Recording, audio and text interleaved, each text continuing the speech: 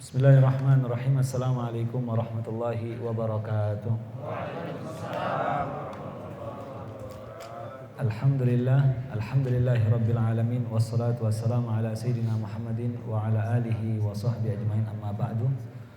Bapak-bapak, ibu-ibu yang melakukan Allah subhanahu wa ta'ala, bersyukur pada malam hari ini Allah subhanahu wa ta'ala berikan diri kita ini kesempatan untuk kembali mengkaji kitab Bulughul Maram hadis Nabi Muhammad sallallahu alaihi wasallam.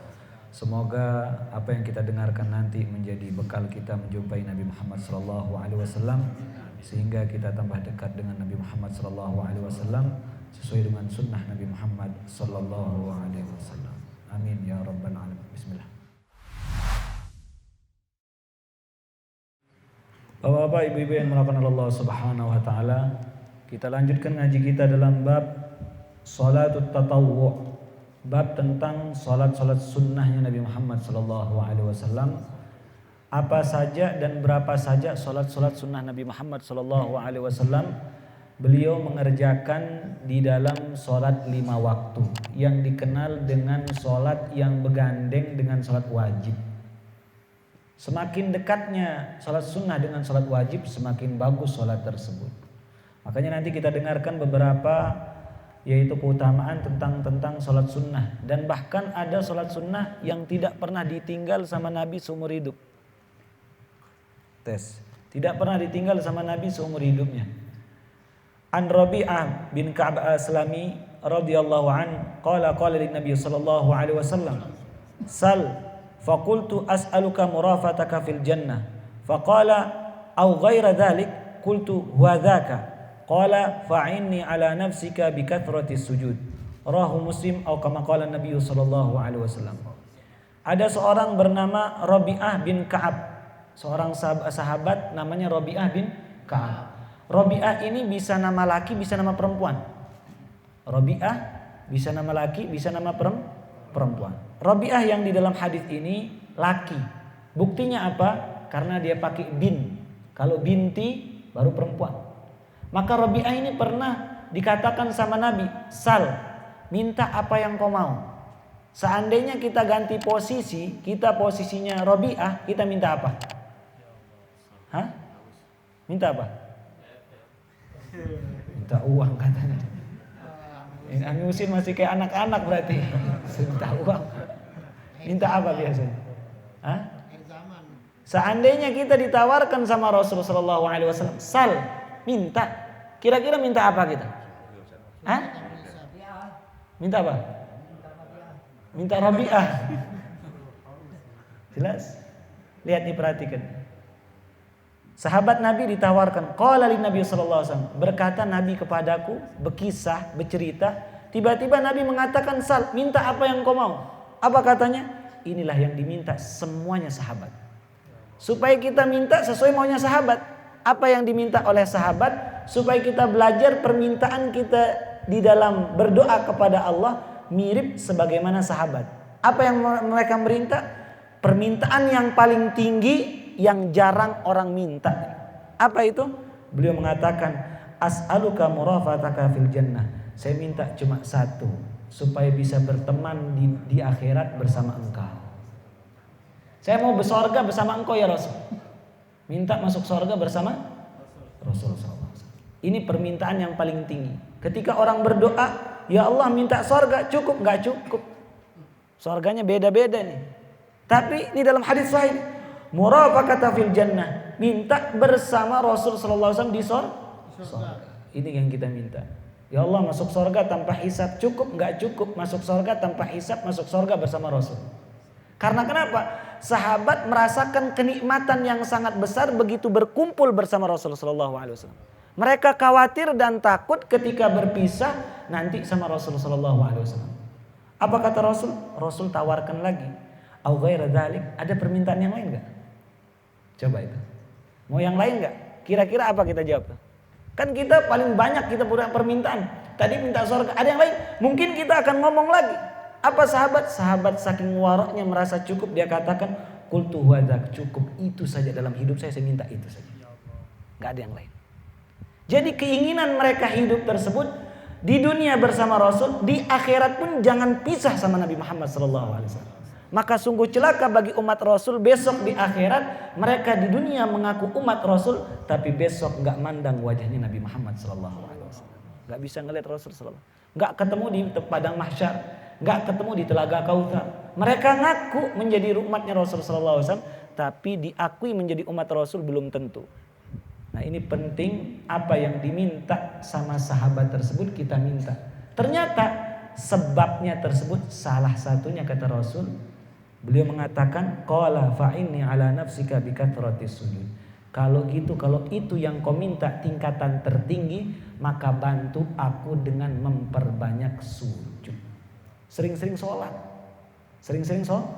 Sholat apa yang dia maksud sini? Bukan sholat wajib, tapi sholat apa? Sunnah. Kalau wajib ya udah jelas.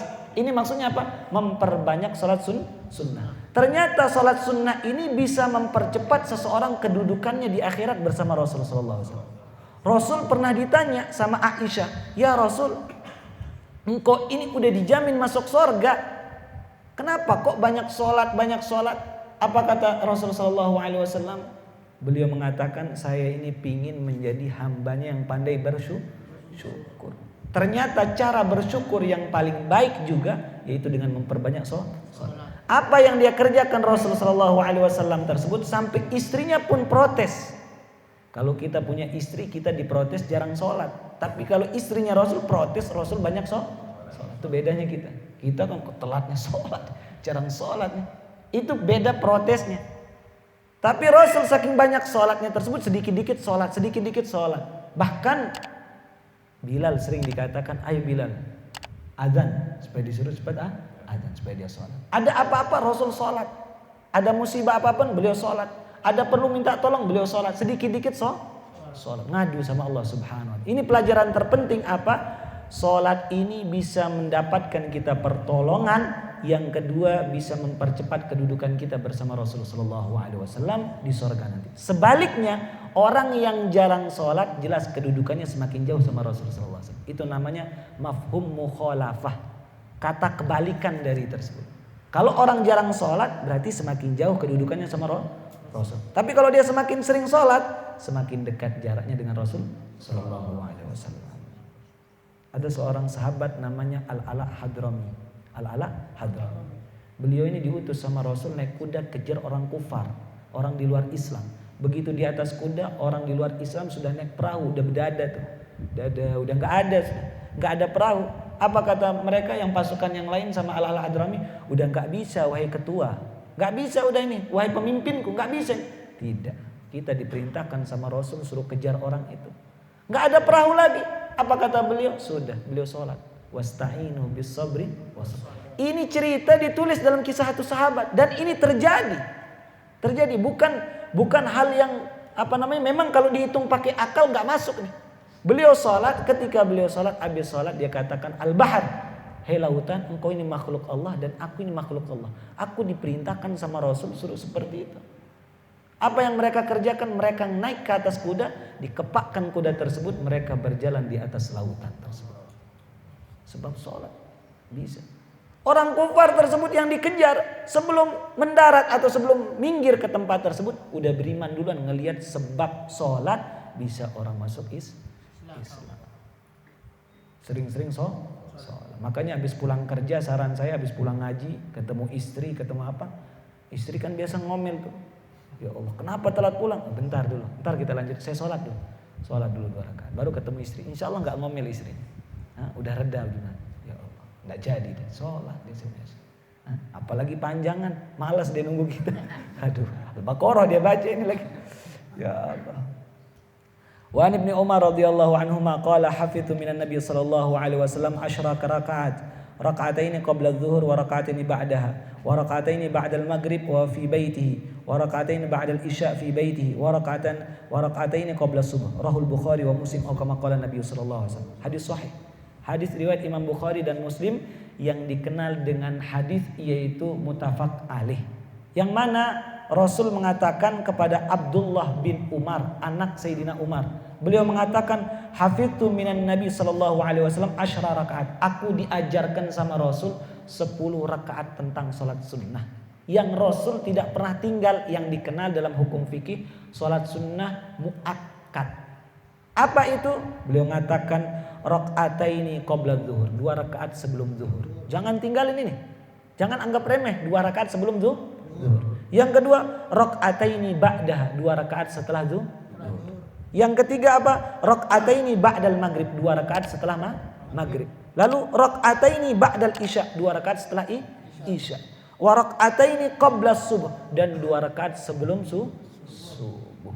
Apa kata Rasulullah SAW? Fi baitihi, tapi ngerjainnya di rumah. Ternyata sholat sunnah itu di rumah sunnahnya, bukan di masjid. Cuma karena masjid sekarang cepat komat, takut komat tinggal takbiratul titit. Komat dia nanti nih. Nggak dapat sholat sunnah daripada sudah sholat sunnah di masjid. Jelas? Kalau dulu lama komatnya, agak lama kok komatnya, terutama subuh, subuh. Wal muslim kana idza talal fajr la yusalli illa rakaatin khafifatain. Rasul sallallahu alaihi wasallam mengatakan dalam riwayat Imam Muslim, apabila telah terbit fajar, beliau salat kecuali 2 rakaat yang pendek. Makanya salat qabliyah subuh yang dibaca qul ya ayyuhal kafirun, rakaat keduanya al-ikhlas. Itu bacaannya. Jelas? Allahu akbar. Enggak usah langsung track kuliah, baca Al-Fatihah dulu tapi.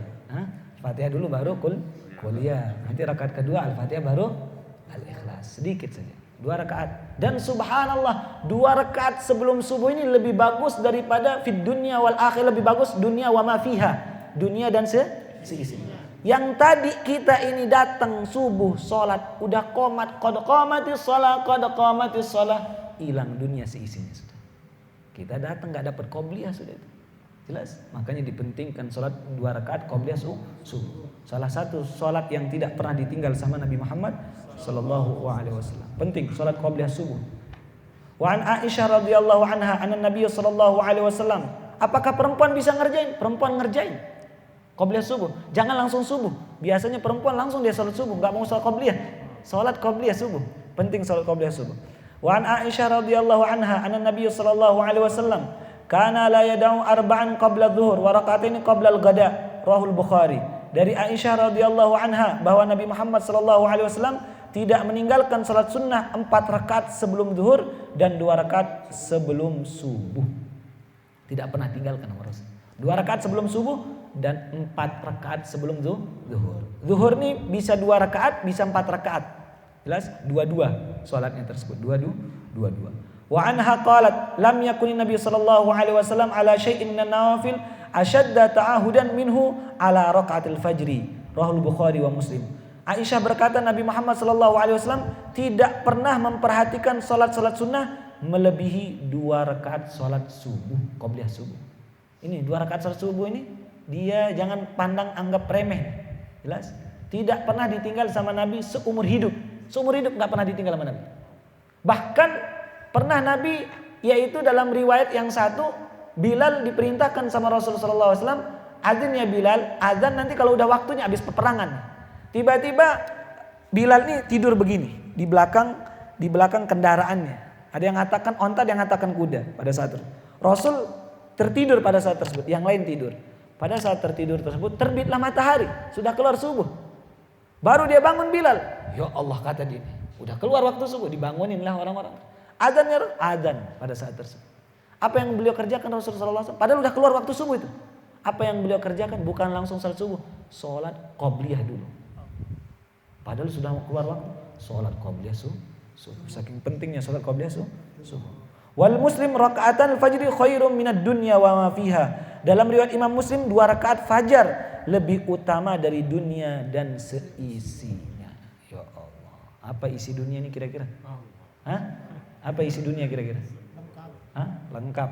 Ada ini, ada itu, ada ini. Semua yang kita pingin cukup dapat 2 rakaat salat qabliyah subuh. Orang yang paling kaya adalah orang yang bisa qabliyah subuh. Walaupun dia punya harta banyak, gak bisa salat qabliyah subuh, dia orang paling fakir. Paling fakir di mana? Di akhirat. Boleh kita fakir di dunia, tapi jangan fakir di akhirat. Jelas? Jangan sampai kita fakir di akhirat. Jelas sampai tidak ini? Insyaallah besok kita sambung lagi. Dipersilahkan kepada bapak, ibu-ibu yang pingin bertanya. Ada pertanyaan? Ya silakan.